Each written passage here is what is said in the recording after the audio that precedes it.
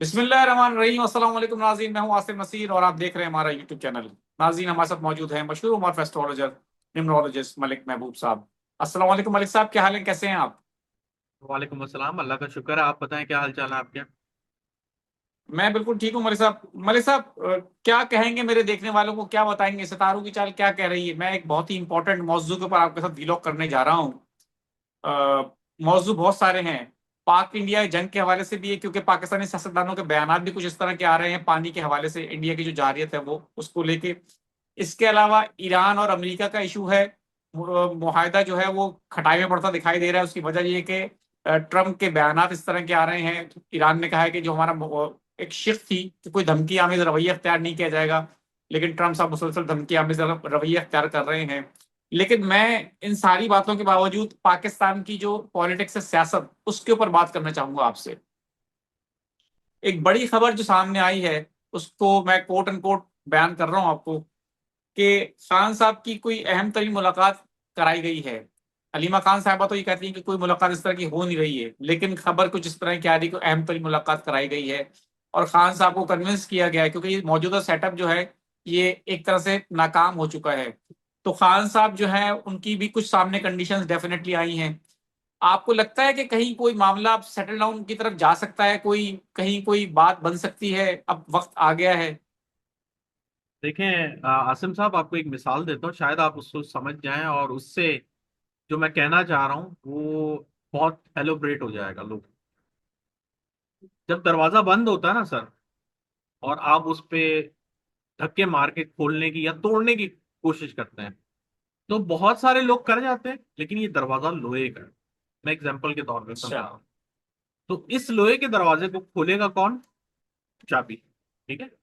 तो चाबी इन a sense, अब आप उसको डील का नाम दें, एग्रीमेंट का नाम दें, आपस में मुज़ाकरात का नाम दें, जो मर्जी दें, क्योंकि डील का नाम जो है ना पाकिस्तान में बहुत ज्यादा बदनाम हुआ है, इसलिए मैं बिल्कुल आपको सही कह रहे हैं। अलग से बता रहा हूं कि आप उसको जो मर्जी नाम दें। फिलहाल ये जो इनका आपसी मसला है ना, ये बहुत लोहे की तरह जो है बंधा हुआ है और बंद है दरवाजे में। तो इसको खोलने का हल ही यही है, और ये बात मैं आपको शायद 1 साल पहले से बोलता आ रहा हूँ कि एंड में होगा यही।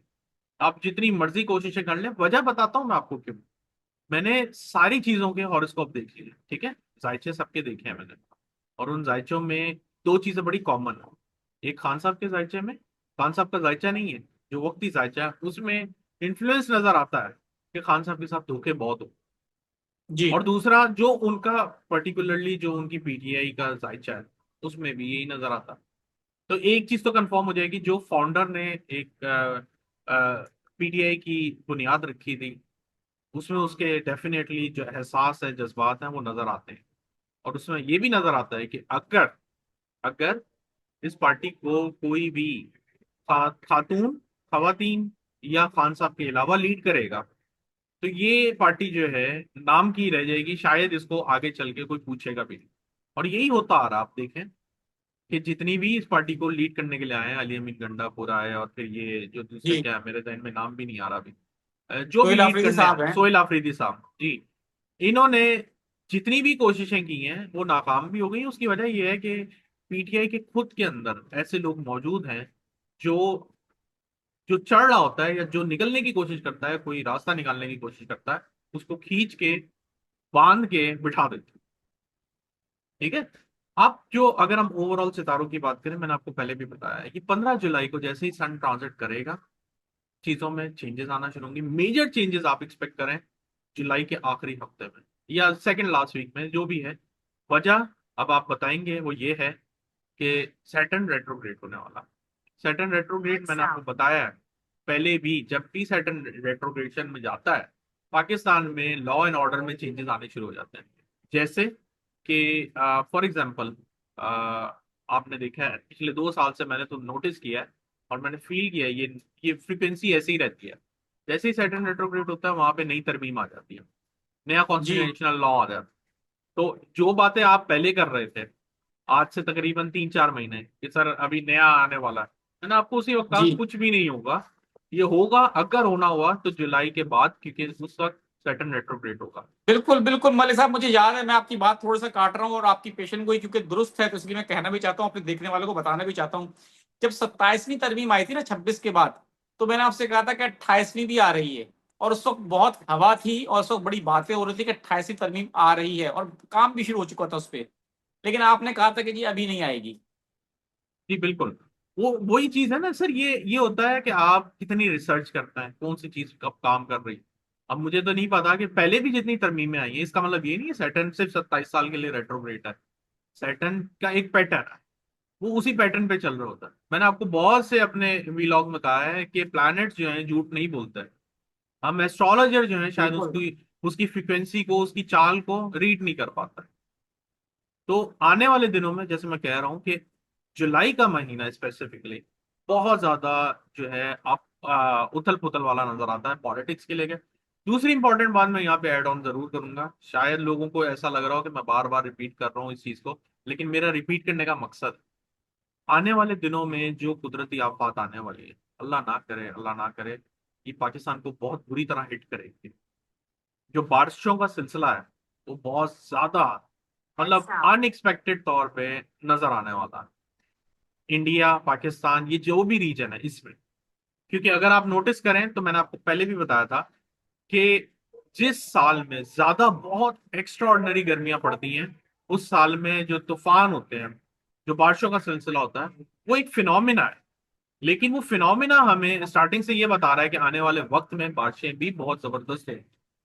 और मैं इसलिए बार बार इस पे एक्सरसाइज कर रहा हूँ क्योंकि मुझे नहीं पता, कुछ लोग तो बड़ी बाकायदगी से व्लॉग देखते हैं, लेकिन कोई लोग रिसेंटली ज्वाइन करते हैं।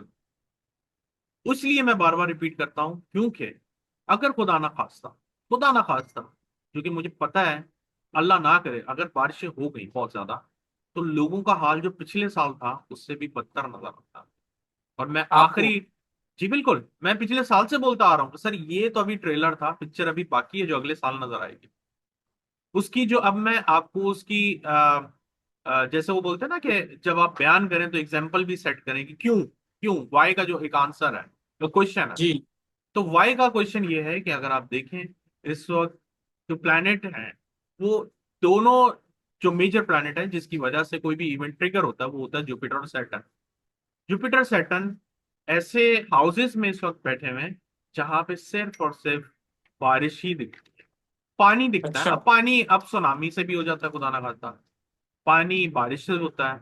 कोई ऐसे जैसे वो बंध बनाते हैं आई थिंक, वो टूट जाना, उसकी वजह से पानी का आ जाना, ऐसे इवेंट बहुत ज्यादा नजर आ रहे हैं। स्पेशली जुलाई अगस्त, और ये सितंबर तो नहीं कह सकते, लेकिन जुलाई अगस्त इसलिए स्पेसिफिकली बता रहा हूँ क्योंकि इस वक्त दो मेजर प्लैनेट के अलावा सन भी इनको ज्वाइन करेगा।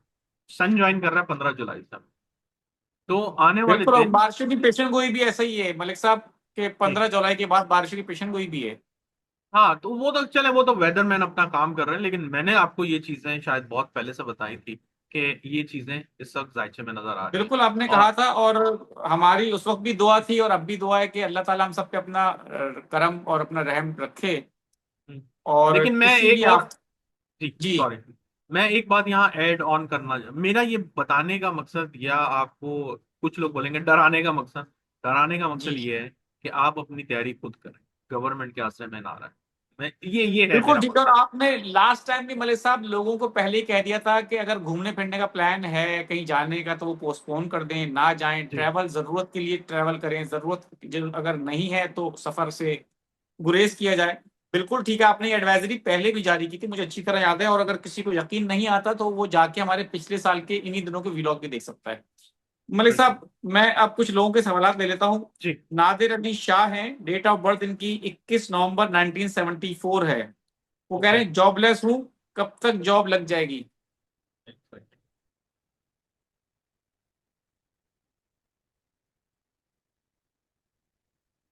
वापस से डेट रिपीट करेंगे प्लीज। इनकी डेट है 21 नवंबर 1974।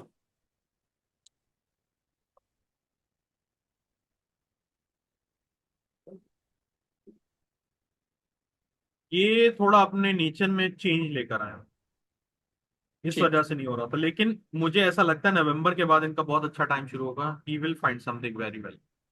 मोहम्मद जाहिद खान है, 21 अगस्त 1981। माली हालात उनके खराब हैं, वो पूछ रहे हैं कब तक सही होंगे।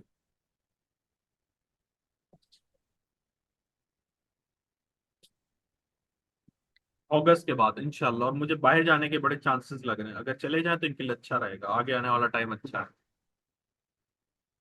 18/10/2002 असद अली नाम है इनका, इनके भी माली हालात जो है वो पूछ रहे हैं कब तक सही होंगे। यहाँ सारे अगस्त वाले आ रहे हैं। ओके। वही चीज सेम, अगस्त के बाद चीजें बहुत अच्छी नजर आती हैं। ठीक है। 11/3/2003 डेट ऑफ बर्थ है इनकी, मनाहिल फातिमा नाम है, तालीम के लिए कह रही है बैरून मुल्क जाना चाहती हूँ, पॉसिबिलिटी नजर आ रही है कोई?